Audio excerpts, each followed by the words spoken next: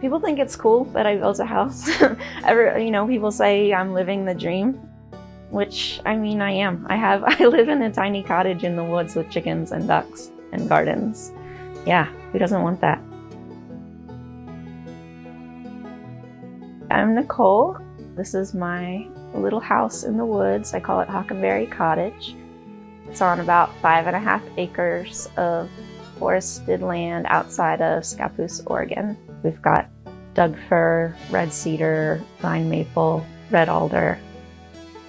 I'm originally from Maryland, born and raised, and then my parents built their own house, and so I guess from when I was little, I just thought that's what you did. You grow up, you become an adult, you buy a piece of land, you build a house. I don't know, that's kind of old school, but I thought that's what you do. It's been a dream to live on land for forever. I have references in old journals like, oh, I just want to live in the woods with chickens and do crafts all day. In the first week of 2020, my co-parent and I were considering a divorce, but we don't not get along, and we have all this space. We needed more physical space from each other, and we decided we wanted to continue to co-parent together. I also have some chronic health issues, and trying to imagine living on land and all the projects that I wanted to have happen, like gardens and chickens and ducks and buildings and all the things, it was really hard for me to imagine how I'd be able to do that on my own. My building experience was really minimal. I had to learn how to properly drive a nail. My parents built their house and were constantly renovating it, so I was watching the construction experience my whole life. My grandfather was one of 8 kids, and my mom's father, was always making and doing, and he was like the farmer guy who loved taking care of the chickens, and I have his circular saw, so I tried to bring in his spirit when I was cutting things, and so I used that saw to build this house. And so, cutting things and trying not to cut my fingers off, I'm like, come on, Pop, protect me here. And my pop was also the one who taught my parents how to build their house. So since he's no longer alive, I wanted to still include him as part of the process of building this house. I drew the plans myself for the house.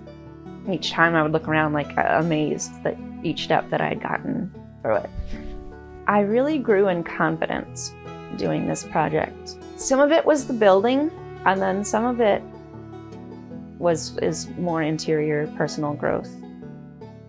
Being that I was also in the process of figuring out a kind of separation in place from my co-parent.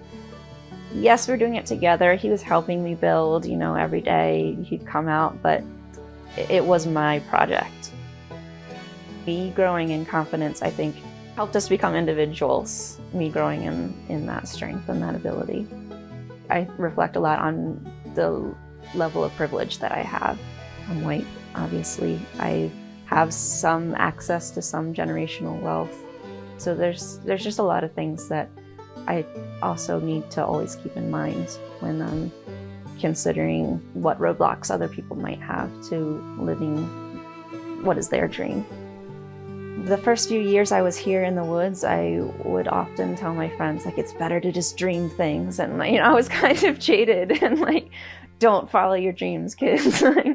It just never turns out how you think. But I got some really good advice from a friend who was encouraging me and telling me, your dreams are so specific and so big that you can't fall into them, you can't buy them, you have to build them, and that takes time. And so that's what I've been trying to do. So now that I feel like I'm a little bit into the dream, a little more settled into it, feels good. It feels like a lot of work, but it feels like heavy work when I get to actually sit and look out the window and wow, it's beautiful here, and wouldn't anybody want to be here?